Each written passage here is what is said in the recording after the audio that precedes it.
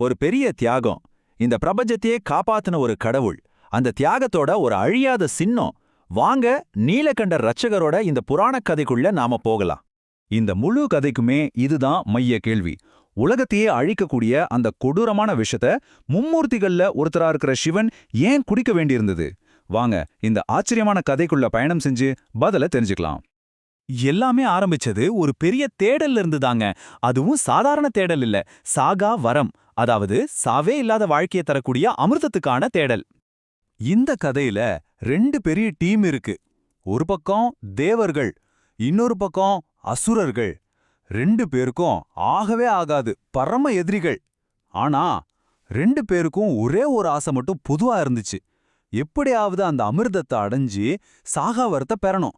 இது வெறும் போட்டி இல்ல, ஒரு காஸ்மிக் லெவல் போட்டி. எதிரிகளா இருந்தாலும் அந்த பெரிய பரிசு மேல இருந்த ஆசை அவங்கள ஒன்னா சேர்த்துச்சு.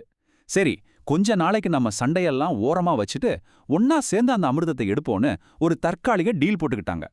சரி, இப்போதான் கதையோட முக்கியமான கட்டத்துக்கே வரோம். அந்த பெரிய வேலை, அதாவது பார்க்கடலை கடையிற அந்த நிகழ்வு. கொஞ்சம் கற்பனை பண்ணி பாருங்க, எவ்ளோ பெரிய வேலை இது! மந்தார மலையே மத்தா யூஸ் பண்ணி, வாசுகிங்கிற பெரிய பாம்பையே கயிறா மாத்தி, தேவர்கள் ஒரு பக்கமும் அசுரர்கள் இன்னொரு பக்கமும் நின்னு அந்த பார்க்கடலை கடைய ஆரம்பிச்சாங்க. அப்பா அப்பா, என்ன ஒரு பிரம்மாண்டம்! இது 1-2 நாள்ல முடிஞ்ச வேலையே இல்ல. பல யுகங்கள், ஆமாங்க, பல யுகங்கள் இந்த முயற்சி தொடர்ந்துச்சு. அப்போ காமதேனு, ஐராவதம்னு நிறைய பொக்கிஷங்கள் வெளியே வந்துச்சு. ஆனா அவங்க எதிர்பார்த்த அந்த அமிர்தம் மட்டும் வரவே இல்ல. எல்லாரும் ஆவலா அமிர்தத்துக்காக காத்துட்டு இருந்த அந்த நேரத்துல கடலோட ஆழத்துல இருந்து யாருமே எதிர்பார்க்காத ஒண்ணு, இந்த உலகத்தையே அழிக்கக்கூடிய ஒண்ணு வெளியே வந்துச்சு.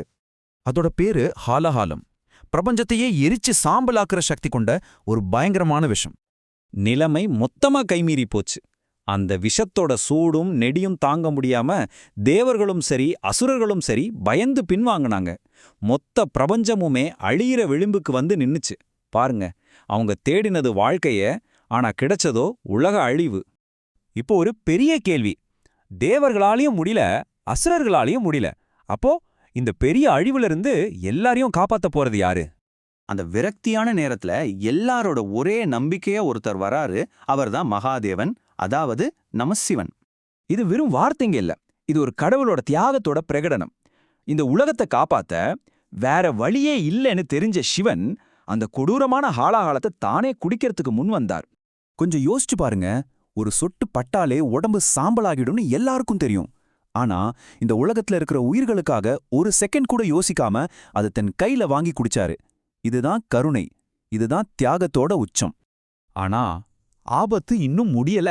சிவன் கடவுளா இருந்தாலும் அந்த விஷத்தோட சக்தி ரொம்ப ரொம்ப அதிகம். அது மட்டும் அவர் உடம்புக்குள்ள போயிருந்தா அவரையே அழிச்சிருக்கக்கூடிய ஒரு பெரிய ஆபத்து இருந்துச்சு. இப்போதான் இந்த கதையோட முக்கியமான ட்விஸ்டே நடக்குது.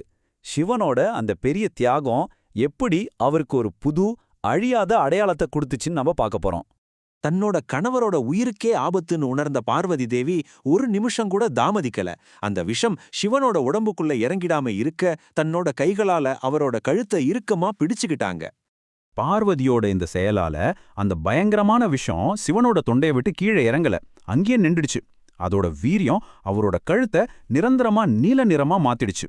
இதனாலதான் சிவனுக்கு நீலகண்டன், அதாவது நீலக்கழுத்தை உடையவர்னு ஒரு பேர் வந்துச்சு.